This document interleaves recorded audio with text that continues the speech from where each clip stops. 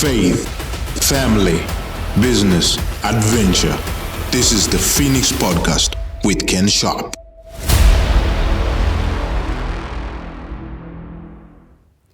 Welcome to the Phoenix Podcast Show with Kenneth Sharpe, where we bring you inspirational stories of people who have risen from the ashes. And today with us on our show, we're privileged to have Rutendo Magorimbo, who would like to be known as an executive woman in business and a mother. But I think she's modest because she really is the managing director of Old Mutual Life Assurance. She's a fellow of the Institute and Faculty of Actuaries in the UK. And she's had 2 decades of experience in the financial services industry, including at Old Mutual and First Mutual Life. And to get us started off, a scientist, an actuarial scientist, is something that is very rare in any society. I know the numbers are very few. So we're privileged to have you with us today, and thank you for joining us on this show, Rutendo. No, thank you for having me, Ken. I'm actually absolutely honored and humbled to have been invited. So looking forward to the chit-chat. I'm excited to talk to you. So tell us straight off, why did you get into actuarial science, and what motivated you to become a business leader, captain of industry, running one of the largest financial institutions in Zimbabwe? Where did this all start? So, funny story. I guess it's started when I was in high school. So I was really good at maths. It was my favorite subject. And I remember my careers officer saying, "Have you tried this?" And it was actuarial science, and I had no clue what that was. And, you can imagine back in the day, there was no Google. So, it was supposed to be highly paid and very few. So I think that's what motivated me, in that the challenge was there wasn't that many actuaries, and perhaps call it ego at the time, that it was something I wanted to do. I wanted to be a part of that small group. So I embarked on actuarial science in uni, and I was privileged to have the opportunity to go to Heriot-Watt University. And I spent 4 years studying actuarial mathematics and statistics. So before we come back to the beginning, tell us about Scotland and living in the UK. How was that? It was cold. Almost as cold as the studio. It was cold, and my mom always jokes that I think out of all my 5 sisters, I was home twice a year. So actually, looking back, Scotland I was in Edinburgh, so they have the famous Hogmanay. And in all my 4 years, I was never in Scotland in December to actually celebrate Hogmanay. And now I kick myself, because as soon as school ended, November, I came to the sunshine. So I think my memories of Scotland, it was nice, but very cold. And how are the people? How was the culture? It was different. So I think at the time I went to Edinburgh, there were very few black people. So you'd literally walk down the street and count. And surprisingly, I met one of my very oldest friends. We met at the bus stop. A Zimbabwean? Zimbabwean. We met at the bus stop because she was one of the few black girls I first saw, and immediately we became friends. Although she went to a rival school, she went to Arundel, but up to this day, she's still my friend. But I think over time, the demographics have changed, and it's more, they're more mixed and more modern, I would say. But at the time I went, it was a culture shock. So to our viewers, listeners who've never been out of Zimbabwe, who maybe would want to go study overseas and maybe wouldn't want to go. My own son, who had an opportunity to go study in America, didn't want to. He wanted to study in Zimbabwe. What would you say the difference is being out of the country, learning from an academic institute of excellence outside the country as opposed to studying in the country? So I think there are pros and cons. And I think one of the positives is that it exposes you to different cultures. So learning in Zim, I think we're all like-minded. We've all shared similar experiences. So going out of the country, you're exposed to people from all over, especially an international university, from all over the world. You learn different cultures. And I think in a way, you actually get to appreciate what we have in Zimbabwe. I think for me, that was the biggest key lesson, that whilst you're here, we watch a lot of TV, American, British, and we have this vision of what perfection looks like. And we all aspire to go outside. But once you go outside, you start actually seeing the positives of your own country and seeing that, it's not too bad. And I think for me, that was one of apart from the sunshine, one of the key reasons I decided to come back. So I finished my degree, and it was a no-brainer. I knew that I wanted to come home and build my career within Zimbabwe, because I experienced that what we saw on TV, it's not all roses. You know, every country has its positives and negatives, and I think they choose to market the positives, which is what we see, and we measure our own country against a positive. So I think it's not an even playing field, but I think going out there gives that wider perspective, and we'll be able to come back and actually appreciate what we have. And I think that as Zimbabweans, we do have a lot more going for us than we give ourselves credit for. I love that, showcasing the positives and speaking well about your country. We'll come back to that in a minute. But just on the cultural differences, so we look always as the grass greener on the other side. A lot of Zimbabweans complain and, you know, things aren't right. We're always looking at the things that are wrong, and we always think the grass is greener on the other side. With that kind of philosophy, how do you think, and obviously home is best, you're back home now, but how do you think being out there, having access to that academia, to that alternative culture has helped you grow? Has it been part of your growth path? Has it helped you to become the person you are? I think it has. So, you know, when I started working, and I always use this phrase, I had one boss of mine who always said, you know, the grass is always greener on the other side, but be careful. Just make sure it's not growing on sewage. You know. So I think for me, having gone out there, I realized there's poverty everywhere. You know, and it's something that was foreign to me, to actually say you can go to, in the United Kingdom, there were people actually struggling, and people, you know, who had a very dim vision of Africa. And I remember one of my colleagues asking me, so you're going home, you know, do you have lions in your backyard? And I used to joke around, you know, I actually used to say, yes. I feed them milk. Yes, and I've got elephants in my backyard, because for me, I was, you know, being Saki was, you know, I actually come from a home where we have proper structures in Zimbabwe. But I think for me, it actually, apart from the sunshine and the quality of life, I think for me that was the biggest thing that I learned whilst I was outside. In Zimbabwe, we actually have a better quality of life. The support systems, still, the family support structures still actually work. And I think as women particularly, you know, that support system actually gives us a step ahead if I compare with our counterparts elsewhere in first world countries, in that it's easier for us to make that choice between being a family person and a career person. We can actually have both. Whereas when you look at people in the diaspora, it's a real choice to say, do I have kids? You know, once you have kids, it's actually, you become a stay-at-home mom because the cost of daycare is just that expensive. So I think for me, I always look on the positives. We actually, you know, when they say you can have it all, I think in Zim, whilst it's not practical, but I think we can have more of the all than our counterparts in the diaspora. So I like that holistic view of life and the extended family, taking it into the Zimbabwean context. Why do we have this dilemma in our society where people are not looking at the glass half full, but rather looking at it always as half empty? They're not talking about the things that we have that are working. They're not talking about the positives of our society, of our culture, of our extended family, of traditional roots, of the things that really make Zimbabweans who they are. Instead, they're complaining what isn't right. And on top of that, I'll ask you a second question. Why do we have this culture of jealousy? You know, if someone does well, the grass is taller, the tall poppy syndrome, we call it, they want to cut that grass blade back so it's the same as everyone. Why can't we let those who are shining, you know, shine and let the example be there for others? You know, Ken, if I had the answer to that, I would tell you. I think it's something I also ask myself, because I think if we had that mentality of propping each other up, Zimbabwe will be far by now.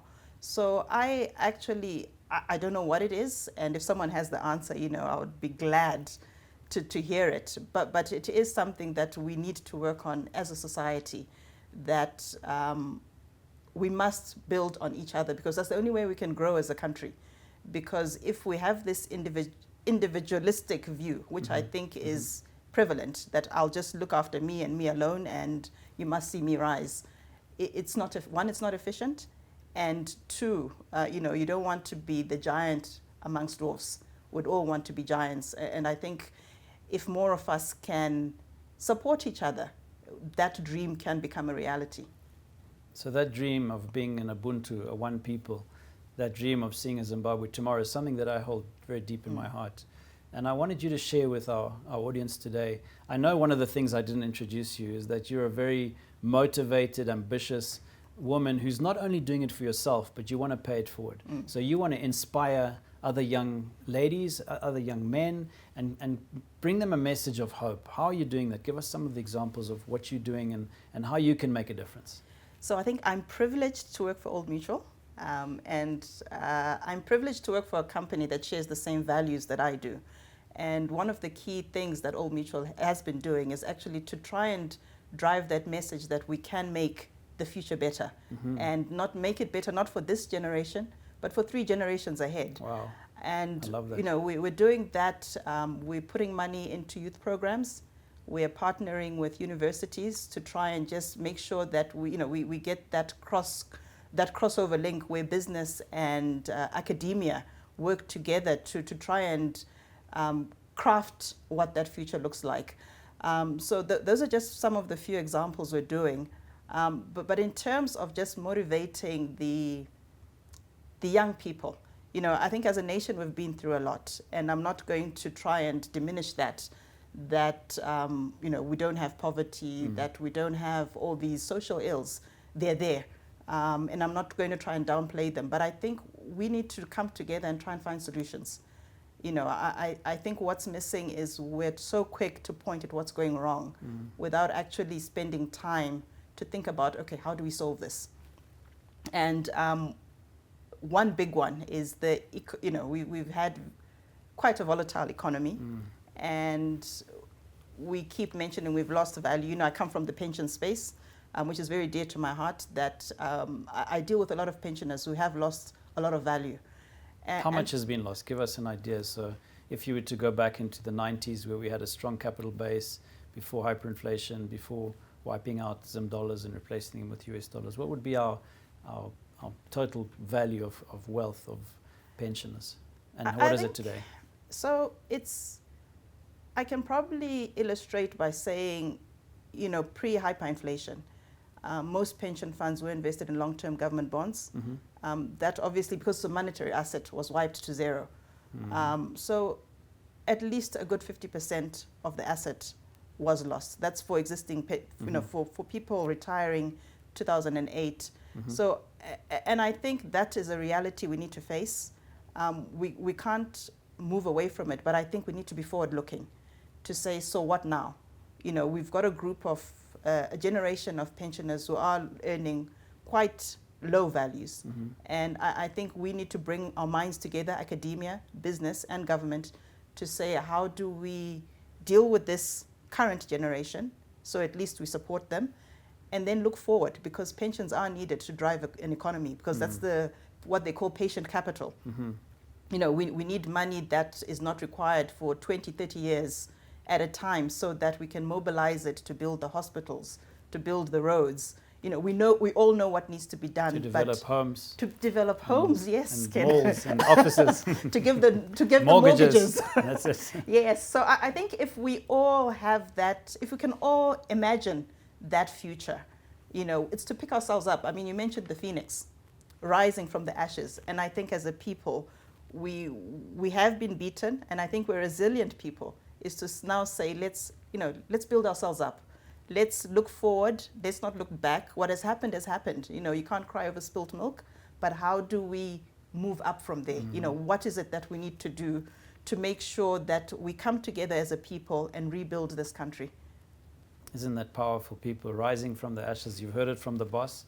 We've been beaten, but we're not beaten yet. We can still rise. So coming back to that point of jealousy, have you faced jealousy in your life? Have you faced soothsayers and negative people, and how do you deal with them? So Ken, I think, to be honest, if I have, I just block my ears to it. I think I've had some negatives said to me, but I think a long time ago I told myself, if you focus on the negative, you end up being depressed. And I choose to surround myself with people who are forward-looking and who look on take the glass half full and not half empty. So if there are naysayers, if someone is saying something that is, everybody's got a right to, everybody's got a right to their opinion, but I choose not to let that opinion determine my destiny. Fantastic. So you're the lioness who stays focused on her prey. Yes. What is it that keeps you focused on your goals, on where you're going, on your purpose, on your sense of worth, on your daily passion when you get up in the morning? What is it that drives you? I think the first thing that drives me is probably my children. So I've got 2 kids. My son's just second year university, and my daughter's just doing upper 6 now. And looking back, I think that's what kept me going. I mean, I've had my ups and downs, but it's when I look at those 2, like I say, looking forward to say, okay, what sort of future are these kids going to have? And particularly so that when you interact with them, because they're obviously exposed social media, internet, they're in such a hurry to leave Zimbabwe. And it's to try and say, okay, what is it that is within my power to try and build that Zimbabwe so that whenever they finish their education, it should be, I want to come back home. So I think that's what drives me to say, I can't be the only one who is seeing the benefits in this country. So I make it my point, when I can, to speak to young people, to actually say, go out there, experience the world. It's part of growing up, but do it with the end game being, I want to come home and take over. You and I are not going to be here forever. So we need to start something, and we need younger generation to finish what we've started. Wow, isn't that powerful? So not only does Rutendo work for a company that sees 3 decades ahead, she is a personal vision where she's projecting her future through her children for a whole generation. So that could be up to 100 years ahead. Hopefully your children will live beyond 100. Their children and their children's children. Amen to that. So coming back to this idea of saying things and visualizing things, how powerful and important is that for you? It's important. Do you know, and I'm saying this because I've lived through it. When you focus on the bad, and life is a journey. We've all had ups and downs. But it's in those down times when you focus on what has gone bad, everything looks dark and gloom, and it's very difficult to rise up from that. So I think I learned to, yes, I'm down, but what does a future look like? And when you see a brighter future, you actually have the energy to get up and to walk and to work towards that future, because you see the light at the end of the tunnel. I think for me, the danger is when you don't see that light, and life itself, you may be living, but you're dead, because you're not seeing the light. So I think for me, visualizing positive things helps. It actually helps keep you alive. It's not to say bad things don't happen, but it actually gives you the strength to lift yourself up and keep going when those days come. Do you believe if you will something enough, it will come true? And I'll position that. The Muslims have a saying, Inshallah. The Jews have a saying, Bezrat Hashim, and we say God's will. It actually means what God has written is written. You can't change it. So do you believe in destiny? Do you believe in writing your own future? Do you believe that if you have a vision of something that is great and positive, it will come to fruition? And likewise, if you have a vision of something bad and you speak badly, is it not a self-fulfilling prophecy? So 2 things. I think you can will something into existence, but you have to work for it. I think more often than not these days we wish things. I can speak that I want to drive a fancy car all day long, but if I don't work for it, I'll never drive it. It's not going to fall out of the sky. So I think it's to take it with a pinch of salt. But what I do believe is that if you focus on the negatives, then you can never see anything positive. And I think that's the doldrum we're in, right? Most of us are in, that we see the negative.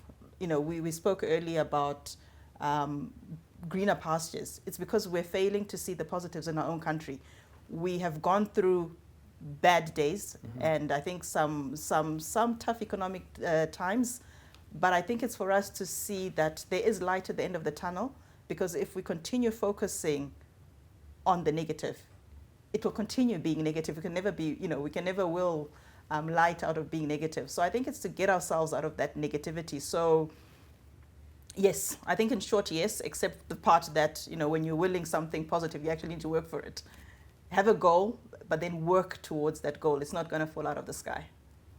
I know you're a Christian woman with a value system, and I'll relate to the Bible. In Hebrews, it says faith is the having hope in things that you cannot see. Mm-hmm. So it's the substance of things that you cannot see, but you hope in them. Mm. And often I've said recently that I'm a seller of hope, because in my own business, I'm selling the future. I'm selling a Zimbabwe that I would want to see in 50 years' time, in 100 years' time. And our corporate strategy is actually to 2050, which is 27 years from now, to put 1 billion bricks in the ground. So I'm selling that hope in a better future. If you were to look at the Bible, tell me what's your favorite verse, and tell me how do you live your life aligned to those values and that system that the Bible offers. Favorite verse, I think the one that sticks out is all things work together for the good for those who believe in Christ.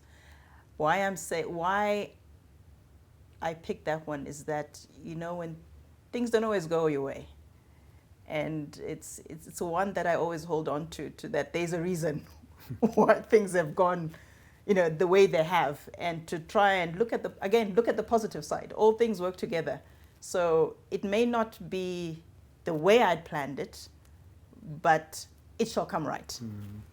Amen. I know you're my sister now, because that's my favorite verse. Romans 8:28. And at the end of that, it says, to those who love the Lord, yes, to those who are called by him. And I can see you love the Lord and you're called by him. So I can only compliment you. And I really want you to use this opportunity on this platform to speak into the hearts of those people who have lost hope, those people that don't see sense in where we're at the moment. How do we encourage them to see that future that we're talking about?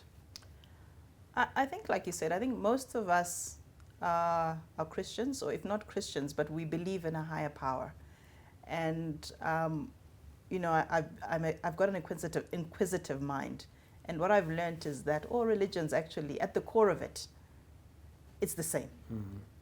It's the same. And I think if the Creator created us, he didn't create us to suffer. And whatever it is that is happening, it's to mold us. You get diamonds go through the intense pressure and everything. So I actually think there's never a situation that is completely hopeless. I think for me, that's what I would want to share. Things may look dim, but there's always light at the end of the tunnel. And like you said,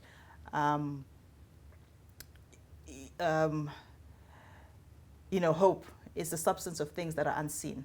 And if we all believe in that higher power, I think none of us alive have seen Christ or Allah or whoever it is we believe to be the higher power, but we believe. And I think it's that same belief that we should hold on to lift us out of any dark moments that we may experience from time to time. And, I'll share something my mom always says. She's like, when someone's on life support, that machine is going up, down, that's a sign that you're still alive. So that up, down means in life, there'll be times when you're high and happy and celebrate, and there'll be times that you're low. But it means you're alive. You can't have a life where it's just flat, that everything is going your way all the time. That's not life. Because, and that analogy for me is to say, I might be happy today, but there'll be a time when things don't go my way. And I think for me, it's then just to relate that it's part of life. It's part of the lessons. We need to go through things to learn and to grow. And to take any opportunity when things don't go your way, don't take it on the negative, but take it as an opportunity to learn. You now know what not to do, what to do right and what not to do. So I think taking things, life lessons, so to say. And if you look at it that way, we can only go forward, and we can only not only go forward, but also impart that same knowledge to our children, so that as they follow in our footsteps, they know which pitfalls to avoid and which ones to go for. And then again, in doing that, sometimes also need to let our children learn. You can see your child going the wrong way, but sometimes the more you tell them not to, the more they want to go in that direction. but it's to allow them to fail and to get up, because life is not always going to be honky-dory, and sometimes I think we need to allow our youngsters to experience that pain, because it only gets them stronger. Again, going back to the phoenix, you can only rise up from the ashes. Well, I can see your mom was a very wise woman, and I have a mother-in-law who is extremely wise. She grew up in communist Russia. My wife's from Ukraine, and she used to say to me always, everything is working out for a reason. She didn't know that exact verse, but she'd say there's a reason in everything. There's a reason for this to happen, and be grateful for what you're going through. And that's really hard for people who are struggling, who are suffering, who don't have jobs, to appreciate the moment of pain. You know, Paul talks about it as the sweet sufferings. And I often relate it to the mollusk, which is the mussel in a shell that produces a pearl. It starts off as a grain of sand that enters the mollusk, enters the shell, and starts aggravating that mussel. And every time it aggravates it, the mussel coats it until it becomes this beautiful gem that we value. And that's like us, you know. The aggravation that you're going through, the pain you're going through, there's a reason for it. So coming back to the story of Zimbabwe, I have to say, you know, it's a story of hope in the future. It's the story of believing in our country. It's the story of being positive and rising above the rest and not looking at what's going on, but staying focused on where you're going. So we're going to go there in a minute to the future, but I want to come back to the beginning. So the beginning of your life. You mentioned your mother, your parents had a strong role in your upbringing. I know your father was a role model. He not only bought you dolls, but also boys' toys like cars, and he was a scientist and he got you interested in science. But I wanted to talk about this element that you mentioned, and I'll qualify it because I got to study at Harvard. Because I'm sitting with an academia, I decided to wear my Harvard badge. I'm an alum now. I graduated last year from Harvard. I got to be able to study there for 3 years. And dropping out of school at 17 with only O-levels, I never thought I would get to university. So it was a miracle in itself. But there's a man at Harvard that taught everyone, really. He's known as the father of innovation. He wrote The Innovator's Dilemma. And he wrote a book later in his life called How I Measure My Life. And in that book, his name's Clayton Christensen. And in that book, he wrote about how we want to make our children into the best examples of who we think they should be or who we want to be. We project ourselves into them. But actually, it's not what we do for our children that makes them. It's what we don't do for them. And I found that interesting in my own life because my father was quite tough on me. He sent me with a one-way ticket to UK, £100 in my pocket. At 16, I had to fend for myself, get a job, work nights. How did your parents help you become who the person you are? And where did they see that difference of allowing you the latitude and freedom to make your own mistakes, to learn for yourself? And where did they support you? And how would you use that as an example in upbringing your children today? Difficult question. I'm trying to think. So I guess I am one of 5 girls. So I guess the bit about my dad buying us cars, he had no one else to buy them for. But I think I was privileged in the sense that my parents sacrificed a lot, and I think they were quite aware that we needed that firm educational background. So I grew up at a time where it was academia. But obviously things have, changed. So I was fortunate to go to good schools. I'm a proud Chizzy girl. My daughter went there. And was fortunate again to be afforded the opportunity to go to the UK to do university. So I think in that regard, what they taught me, which I'm also applying to my own children, is the sacrifice, to seeing that future and to be able to read what is required in that future. So I think during my parents' time, that future was you needed a degree to get a good job, etc., etc. So they pushed that way. Obviously, for my kids, I can see that the world is changing. It's not about how many A's you got or it's about how you relate to people and whether you can use whatever learnings that you have acquired to actually produce something. So I think the way we're seeing the world now, it's about productivity and being innovative, being able to identify opportunities. So it's not necessarily about cramming, your syllabus and getting the A's. Even if you cram, are you able to think, use the knowledge you've obtained from those books and think to actually develop something new. I think that's where the future is going, and that's what I'm trying to foster in my own children. To say, unlike my mom, I'm not worried about how many A's or B's, but are you learning something, and what is it that you want to do? But the key thing I learned from my parents is the support. To say, I think they supported me in everything I wanted to do. Including my personal life. I think I've made some bad decisions along the way. And like I was saying, they would have said, don't do it, and you proceed to do it anyway. And then obviously when you fall, I think I was fortunate enough that they were there to help me pick up the pieces and help me get up and turn a new page and start afresh. So going back, that's why I was saying sometimes it's important to let children learn from their mistakes. As much as it hurts as parents, because you can see they're going to fall over a cliff, sometimes it's needed so that they become stronger people. Because one day we're not going to be there, and it's whilst we're still here, our job is to make sure that we teach them the resilience. And you can only get that resilience if you've fallen. And if you've experienced that pain, to the oyster and the pearl, if you experience that pain, you can then get that resilience to be able to withstand anything. And I think that's the role that we need to play as parents, to at least make sure that our children are resilient to withstand anything. If you don't mind sharing your background, so I believe you were born in Mutare? Yes. You initially went to school, you grew up there as a young girl? No, so I was born in Mutare, but raised in Harare. Okay. I won't say when, but I was born some decades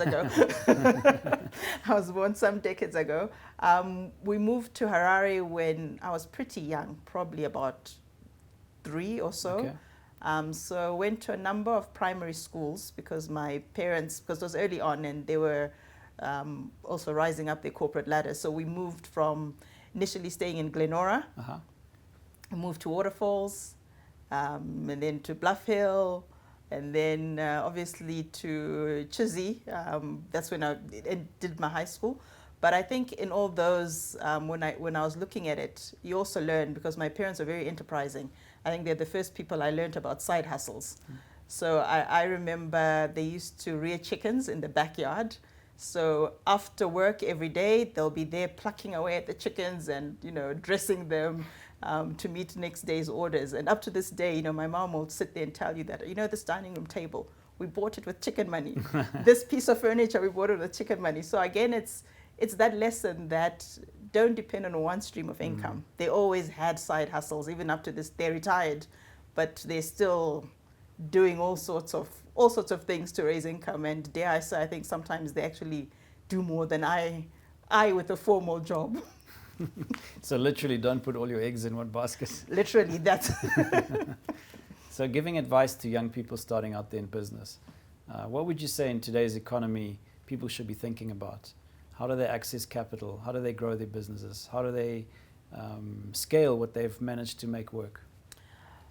So I think speaking to young people, because I think most businesses are aware that we've had this economic downturn. There are funds available to support young people starting out. I think all they need to do is have a great business idea. I think as we partner the tertiary institutions, we've got development partners as well who are then who they can approach to help them in turning any business idea they have or drafting that business case so that it stands a good chance to getting funding. So I think funding is available because we are aware that we need to reinstate industry, so to say. Factories were shut down, and obviously the old factories won't work anymore because technology has since changed. But we do have a lot of young people coming up with some amazing ideas, actually, when you interact with them. And I think the role of finance banks is to access. What I would say to them is, if you've got a good idea, a bankable project, to approach the financial institutions for capital. And if your business case is not where it should be, I think there are also structures in place to help you fine-tune that business case so that it's in a position where we can actually lend you capital and you realize that dream you have. So coming back to the industry, our economy is not an easy one to run a business in today.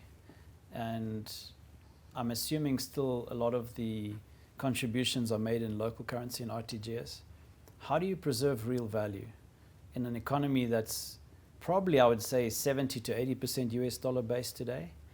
And yet when you receive your contributions in local currency, it's immediately eroding every day. So I'm probably going to say something that people might not like, but anyway. Say it. So I will say it. I don't think there's a country that can exist without its own currency. And I think it's incumbent upon all of us in Zimbabwe to ensure that we have a strong local currency, because in as much as we've been through some bad times and we've got the US dollar, which we think will preserve currency value. But what the US dollar does is to make Zimbabwe as a destination expensive, be it tourism, be it manufacturing.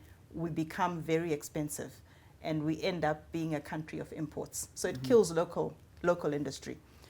What we do to preserve value, because yes, I think most of the contributions I'm getting in terms of pension contributions are in Zimbabwean dollars, is to invest them in assets that preserve value. So I would preserve in housing, in equity, and by equity I mean like we mobilize long-term funding and recapitalize businesses. Essentially that's what we're doing when we're buying equity in companies. Recapitalize those companies so that they can produce. And when they produce, they can grow, they can create jobs. So I think for me is to push that as Zimbabweans is incumbent upon all of us to do what we can in our small spaces. It doesn't need to be big, to make sure that we have a strong local currency. So I'll take, for instance, I'm in Zim. You can pay me US dollars. I'm not an exporter. I'm not generating the US dollars. Pay me in US dollars. All I'm going to do is go to Pick and Pay to buy something that's been imported.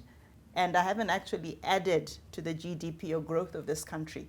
Whereas if you give me the local currency, I can, we leave the Forex to do what it needs to do for us as a country, import the things we don't manufacture. But let's use the local currency to grow, what it is, to grow businesses within Zim. So give me the local currency as a pension fund. I will invest it in Zimbabwean businesses to allow them to grow. They will pay dividends, etc., but we're growing our own economy rather than adopting a foreign currency. And I know we've also said, in order to boost confidence, we need to be allowed to invest offshore. But by investing offshore, all we're doing is boosting up the economies of other countries and neglecting our own. So I would say bring the local currency. And again, Ken, one of the things I didn't mention is, are we saving enough as individuals? So that's another thing that we need to look at in our own small space and saying, how much am I saving? Because it's that saving, when put together with everybody else's, that will enable us to invest in those good things that we want to see as a nation. So my counter argument to that would be the elephant in the room. And actually, at the end of the day, it's not about the currency. You can have the currency to be called anything you like. It's about one word, and that's trust. And the problem is trust has been eroded. So the reason why the economy is 70 to 80% is because the simple trust. People don't trust the local currency. And it's hard to rebuild trust. But in order to rebuild it, you need to have a stable platform, a stable trading environment. And my question to you, I'm not satisfied with. How do you control your balance sheet to know that, let's say I'm providing my pension to you, and if it's in US dollars or Zim dollars, forget about that for a moment. I want to know that what I'm giving to you on a monthly basis in 10, 20, 30 years' time is still going to have real value. So how do you ensure in your business that your capital base is not being eroded by inflation, by the local currency? All right. So I can't guarantee inflation. I don't think anyone worldwide can guarantee that you'll always get real returns. But I think what we do promise is that we'll invest in assets that can provide some hedge against inflation. And by some hedge is that there will be times, like any investment asset, that it has its down moments. But in the long term, we will invest in assets that will provide a real return, a return higher than inflation. So hence I'm saying, if we invest in buildings, Why it provides a hedge against inflation is that I'm always able to notch up the rent I get for that building, depending on what the value of the currency is. If I invest in a good company that is producing, that company should be able, if it's selling goods or services, put up the price of their goods or services, and in turn then declare dividend back to the investment. What we avoid is monetary instruments in an inflationary environment, because that does lose value. So it's an engagement we've been having in terms of how we invest pension fund money, given where we've been. And I think, as you rightfully said, it's the issue of trust. So trust to be rebuilt, we need that guarantee from the policymakers, I think. I think that's what we need.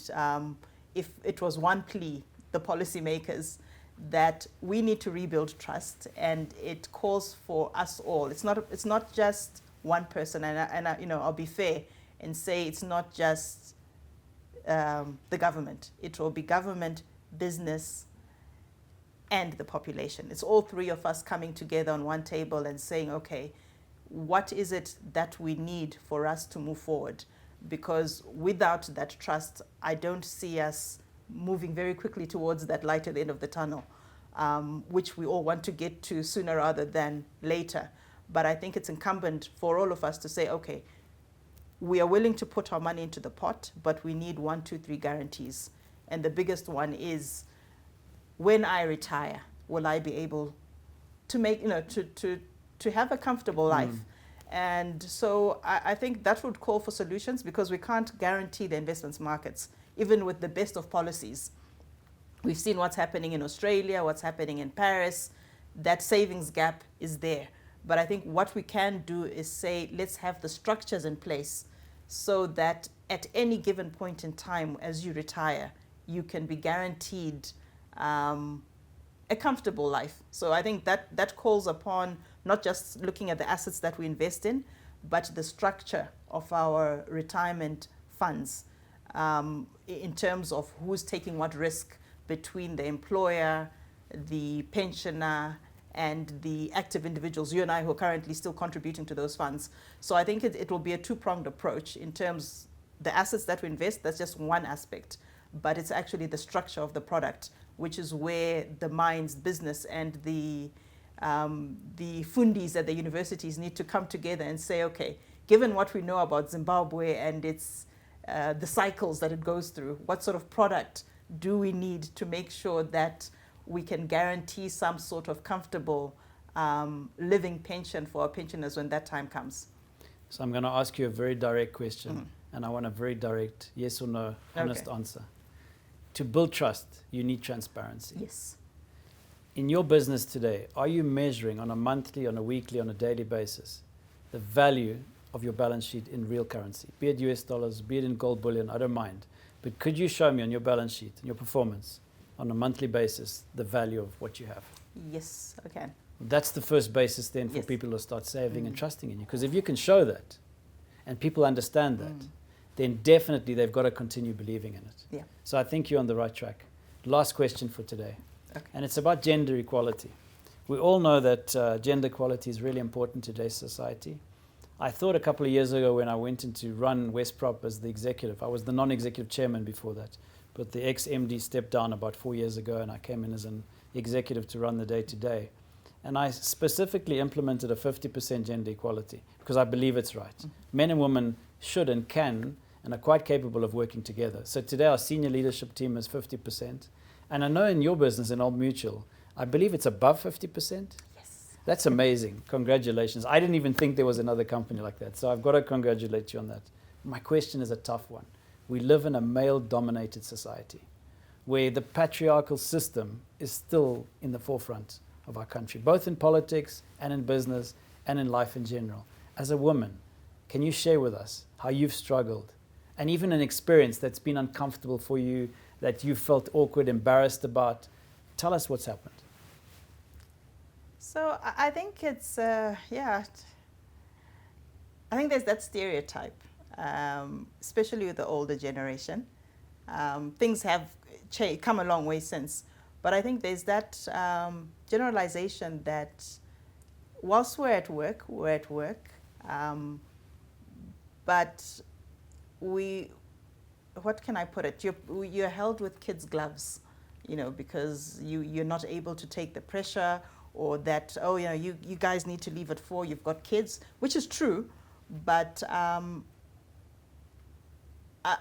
think the challenge and the mindset we need to change is that whilst we're all pushing for the quota system, that we're actually looking at ability. We're not pushing the 50-50 for the sake of the 50-50. And sometimes it's removing that perception that women are in higher roles because companies are trying to do a tick box in terms of gender equality. So it's that perception that the women who are holding the roles they've actually earned it.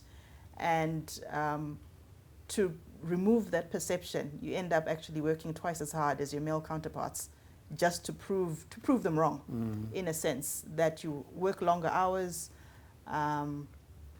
you take on more than you should, just to demonstrate that you're actually there because of ability and not to tick some gender equality box. Thank you for sharing that. Lastly, as we close this program, I know your mindset is so important to you personally and important to everyone listening in today. If you were wanting to say one thing in closing about mindset, what is it? Keep a positive mindset. Thank you. I think that's it. For me, just keep positive. The glass is always half full. Thank you so much for coming today, Rutendo. It's been a pleasure hosting you. No, thank you for having me. Thank you, thank you.